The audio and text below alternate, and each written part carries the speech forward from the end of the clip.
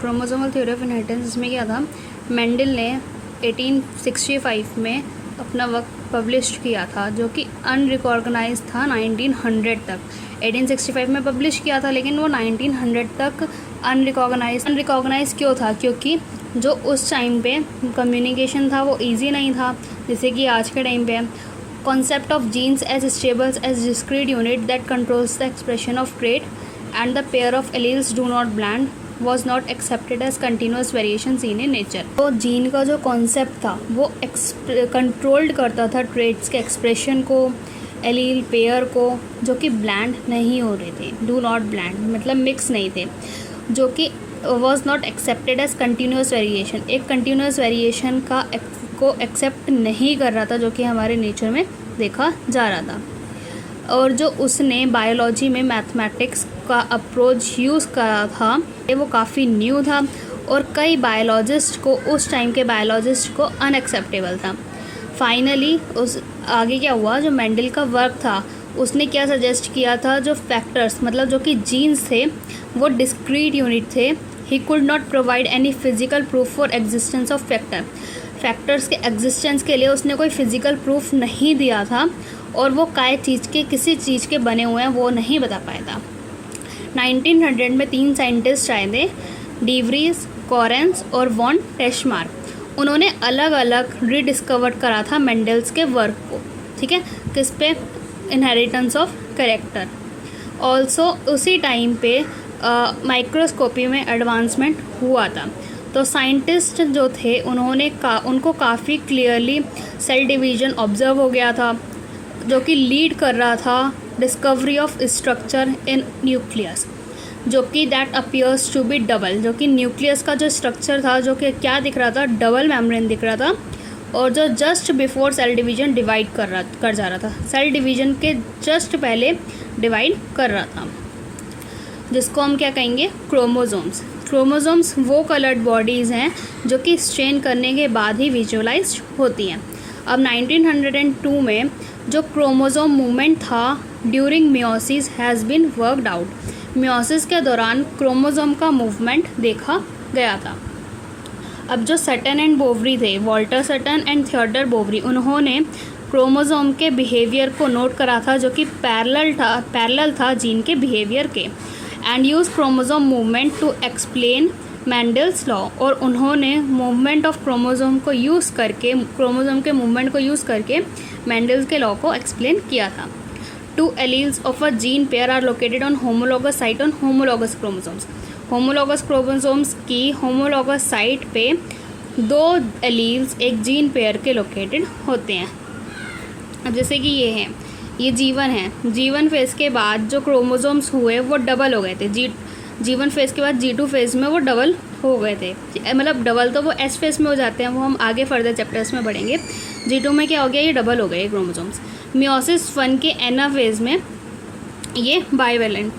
अब ये एना फेज़ क्या होता है, इसमें जो क्रोमोसोम मूवमेंट होता है वो अलग अलग हो जाते हैं, क्रोमोसोम्स अलग अलग हो जाते हैं। देखो जैसे यहाँ पे साथ में थे, अब एना फेज़ में क्या हुआ, यही क्रोमोसोम्स आपस में अलग हो चुके हैं, इनको हम कहेंगे बाइवेलेंट्स, ठीक है। अब एनाफेज 2, मियोसिस 2 के एनाफेज में ये बिल्कुल सेपरेट हो चुके होते हैं। अब जर्म सेल्स, ये एक जो हो गया, ये एक पूरा क्या कहलाते हैं, ये एक जर्म सेल कहलाते हैं। अब जो फैक्टर होते हैं और जो क्रोमोसोम होते हैं वो दोनों ही पेयर में होते हैं। Segregate at the time of gamete formation, gamete formation के दौरान अलग अलग होता है, जिससे कि सिर्फ एक पेयर ट्रांसमिटेड होता है गैमीट पे। वो किसके लिए है, दोनों के लिए ही, फैक्टर के लिए भी और क्रोमोसोम के लिए भी।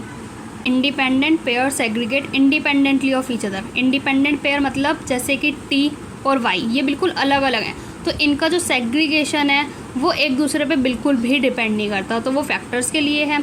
अब एक पेयर दूसरे पेयर के इंडिपेंडेंटली सेग्रीगेट कर रहे हैं, मतलब वो उस पर डिपेंड नहीं कर रहा कि वो सेपरेट हो रहे हैं, तो वो किसके लिए है, क्रोमोसोम के लिए है। ड्यूरिंग एनाफेज ऑफ मियोसिस 1 के एनाफेज के दौरान जो 2 क्रोमोसोम पेयर होते हैं वो मेटाफेज प्लेन पे अलाइन हो जाते हैं, अलग अलग, इंडिपेंडेंटली ऑफ ईच अदर, एक दूसरे के इंडिपेंडेंट।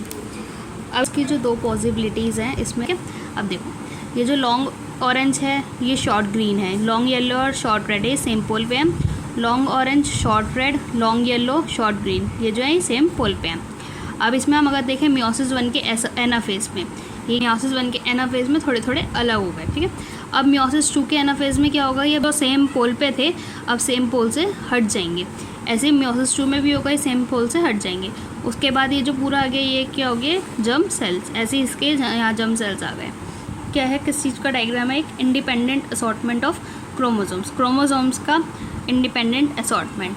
अब जो सटन और बोवरी थे, उन्होंने आर्ग्यू करा था, जो कि पेयरिंग थी, that pairing and segregation of pair of chromosome, जो क्रोमोसोम के पेयर का पेयरिंग होना और उनका अलग होना, वो किस चीज़ को लीड कर रहा था, segregation of pair of factor they carried.